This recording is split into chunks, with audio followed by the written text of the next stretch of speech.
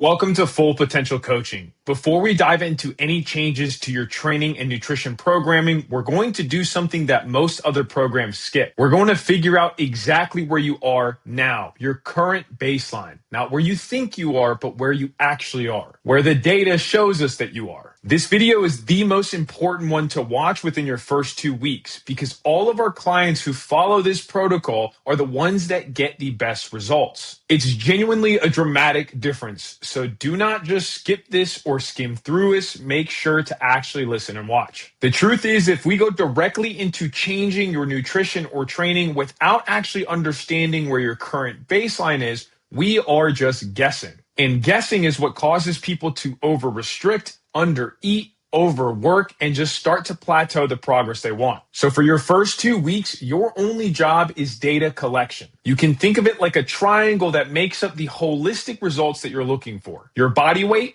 your nutrition, and your weekly check-ins. Each one tells us something different and gives us the full picture of what's actually going on with your body. Your daily body weight, tracking your food exactly as you currently eat it without any judgment, and a weekly check-in that covers the physical and mental side. This is the triangle that will get you the best results. Your progress photos matter too, but they are more important for the longer term view. So I'll cover those separately here in a minute. First, you're gonna weigh yourself every single morning, not once a week. Every day. And you want to make sure to have the same conditions every time. Fasted first thing in the morning when you wake up, before you eat or drink anything, and after you use the bathroom if you need to. That consistency is what makes the number more accurate and usable. And here's why daily weigh-ins matter and work so much more than just weighing in once a week. Your weight will naturally fluctuate 2 to 3, if not more pounds per day, even if you eat the same exact thing every single day. Water retention, sodium, stress, inflammation, or hormonal fluctuations can all cause the scale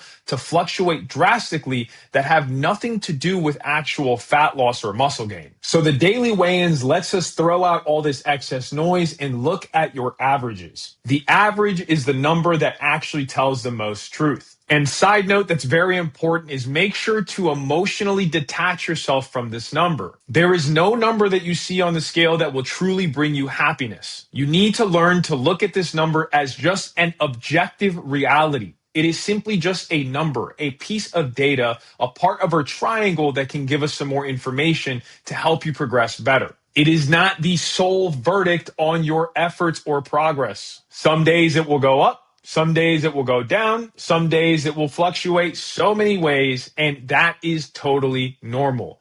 The overall trend in the long term is what matters most. Let me show you exactly why only doing one weigh-in a week can actually lie to you. Let's say that you weigh in on a Wednesday right after you had a sodium-heavy dinner the night before. The scale's naturally going to go up a couple pounds and cause you to panic and freak out. Because it's the one day you weigh yourself, you think that you're now gaining weight going in the opposite direction. Now let's imagine that the only day you weigh yourself is on Saturday mornings, and all this week and Friday you had tough workouts and are feeling very dehydrated from this week's worth of work. Now the scale just so happens to be down a couple pounds. If you weighed yourself only on this day, you would think that you just suddenly lost these 2 pounds. This could be the very same person with 2 different weigh-in days on the same exact week with 2 completely different emotional outcomes and states. And they're both wrong because one high day doesn't determine your success and one low day doesn't determine your success. These can simply be noise and don't necessarily align with the overall trend. So if you look at weighing yourself daily, as you can see on this graph, and you take the average, it's actually only up 0.04 pounds, even with this huge spike and this huge drop, which means that the trend is practically flat. You're practically maintaining your weight. Doing a weekly average where you weigh yourself daily is the only way to truly get the picture of what is going on with your body weight, your inflammation, and your fluctuations, to see your overall trends. Second is you're going to track your food exactly as it currently is. You don't have to clean it up just because your coaches are watching. This is no judgment. There's no reason to feel bad about what you're eating. We just want to get an understanding of what it looks like in your normal day-to-day. You don't have any macro goals quite yet. We literally just want to see where you're at, because we're going to take what you're actually eating and compare it to what our calculations say your body should be eating to lose fat and gain muscle. That gap between what you're actually eating and what our calculations say is exactly what gives us the information we need on next steps. Third is your weekly check-ins. Every week, you will fill out your check-in form that gives us more insight on your mental and stress, your energy levels, your strength and PRs in the gym, and even how your clothes are fitting or how you feel in general. This is more of the human side of your progress. I love numbers and data, but they only tell us one part of the story. Your check-in is the opportunity to tell us the rest. Now let's talk about progress photos. You'll take your initial starting progress photos this week, fasted before you eat or drink anything and after you use the bathroom, very similar to your daily weigh-ins. And then we'll take progress photos every 4 weeks again at the beginning of each month. We don't want you necessarily obsessing about how you look every single day, but we do want a longer term visual record that, when paired with your body weight trends and your nutrition, shows us the full story of how your body is changing. So here's what we do with all the data after these first 2 weeks. We will take the average of your current calories and protein and macronutrient intake, look at the average and how your body weight is trending for these 2 weeks, and compare that to what our calculations say that your true maintenance calories should be. From there are 4 different ways that we can move forward, and they're all completely normal. If your weight is trending up and your intake is high, you are likely eating in a calorie surplus, so we will move you into a deficit, a calculated and sustainable change. If your intake is already low and technically a deficit, but your body weight isn't trending down, this means that your metabolism is likely down regulated.